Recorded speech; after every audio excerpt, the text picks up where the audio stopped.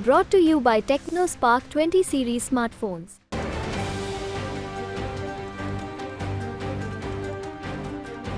देश भर में जोर शोर से लोकसभा चुनाव का दौर चल रहा है। एक तरफ जहां बीजेपी 400 पार के नारे के साथ चल रही है, तो वहीं विपक्ष और कांग्रेस इस नारे को पकड़कर बीजेपी को ही घेरने में जुट गया है।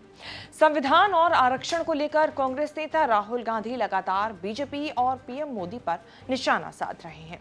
जनसभाओं में मंच से ही राहुल संविधान की किताब दिखा दिखा कर अपनी बात रख रहे हैं और कह रहे हैं कि अगर बीजेपी इस बार सत्ता में आई तो संविधान ही खत्म कर देगी। संविधान की रक्षा कर रहे हैं। ये भाइयों बहनों, ये कोई मामूली किताब नहीं है। ये जो किताब है, जिसको हम कॉन्स्टिट्यूशन कहते हैं, ये आपकी आवाज है। ये आदिवासियों की, दलितों की, पिछड़ों की, गरीबों की आवाज है और बीजेपी इस आवाज को चुप करना चाहते हैं। राहुल ने झारखंड के सिंहभूम में एक सभा को संबोधित करते हुए संविधान की किताब दिखाते हुए कहा कि ये देश की आवाज है। बीजेपी वाले इसे फाड़कर फेंकना चाहते हैं। आपको जो भी मिला है इसी किताब ने दिया है। संविधान से ही आपको आरक्षण मिलता है। ये मिट जाएगा तो सब कुछ 10 से 15 अरबपतियों के हाथ में चला जाएगा। राहुल ने अपने बयान में कहा कि संविधान की रक्षा के लिए इंडिया गठबंधन के नेता अपनी जान की कुर्बानी देने के लिए भी तैयार हैं। अब तो राहुल गांधी अपनी जनसभाओं में भी संविधान की किताब दिखा दिखा कर पीएम मोदी, बीजेपी और आरएसएस पर निशाना साध रहे हैं और जनता से अपनी बात रख रहे हैं। क्या कुछ कह रहे हैं, सुनिए। उनके अलग अलग नेता कहते हैं कि हम रिजर्वेशन छीन लेंगे। रिजर्वेशन किससे छीनेंगे?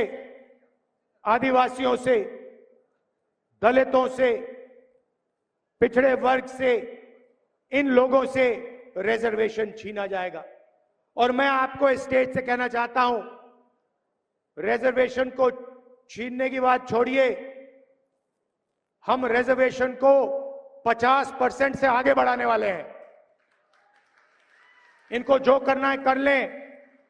ये जो 50% का लिमिट लगा रखा है, कोर्ट ने लिमिट लगा रखा है, इस लिमिट को हम हटा देंगे, परे कर देंगे और गरीबों को, पिछड़ों को, दलितों को, आदिवासियों को जितनी रिजर्वेशन की जरूरत है उतनी रिजर्वेशन हम देने जा रहे हैं।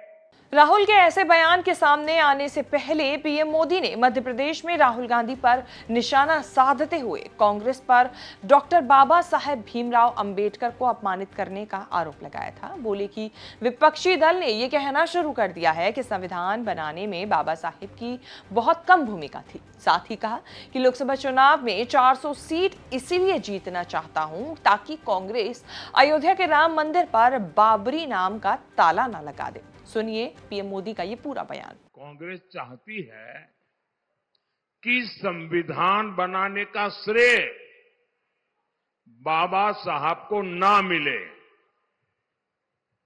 इसलिए अब कांग्रेस ने कहना शुरू कर दिया है कि बाबा साहब का योगदान तो बहुत कम था।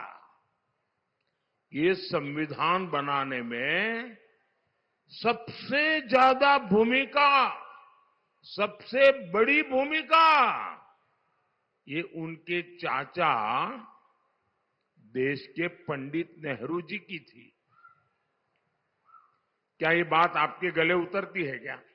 लोकसभा चुनाव के तहत 3 चरणों के मतदान पूरे हो चुके हैं। 4 चरणों की वोटिंग अभी बाकी है। इस बीच संविधान और आरक्षण का मुद्दा एक बार फिर जोर पकड़ता नजर आ रहा है।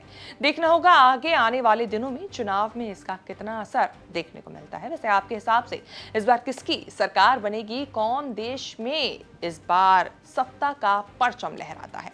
आपके हिसाब से क्या है? आपकी राय कमेंट करके बताएं। ये वीडियो आपको कैसी लगी ये भी बताना ना भूलें और लोकसभा चुनाव से जुड़ी तमाम बड़ी खबरों के साथ अपडेट रहने के लिए आप देखते रहें न्यूज़ तक।